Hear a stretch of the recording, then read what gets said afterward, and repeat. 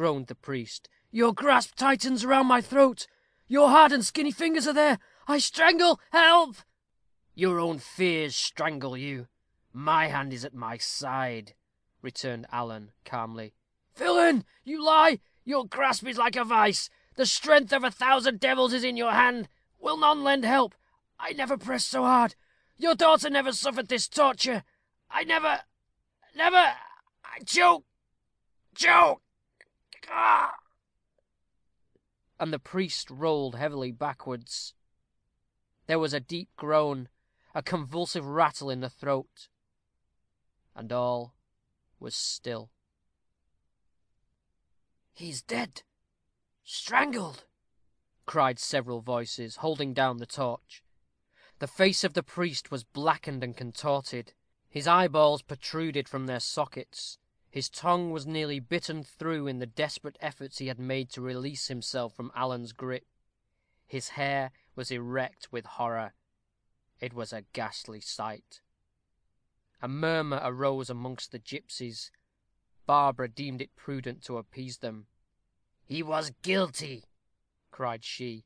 "He was the murderer of Susan Rookwood."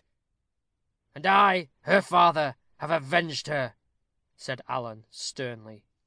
The dreadful silence that followed this speech was broken by the report of a pistol. The sound, though startling, was felt almost as a relief. "We are beset," cried Alan. "Some of you fly to reconnoitre." "To your posts," cried Barbara. Several of the crew flocked to the entrance. "Unbind the prisoners," shouted Alan. Mrs. Mowbray and Luke were accordingly set free. Two almost simultaneous reports of a pistol were now heard. "'Tis Ranulph Rookwood," said Alan. "That was the preconcerted signal." "Ranulph Rookwood!" echoed Eleanor, who caught the exclamation. "He comes to save me." "Remember your oath," gasped the dying voice. "He is no longer yours." "Alas, alas!" sobbed Eleanor, tremblingly. A moment afterwards, a faint clapping of hands reached the ears of Barbara. "All is over," muttered she. "Ha!" exclaimed Alan Rookwood, with a frightened look. "Is it done?"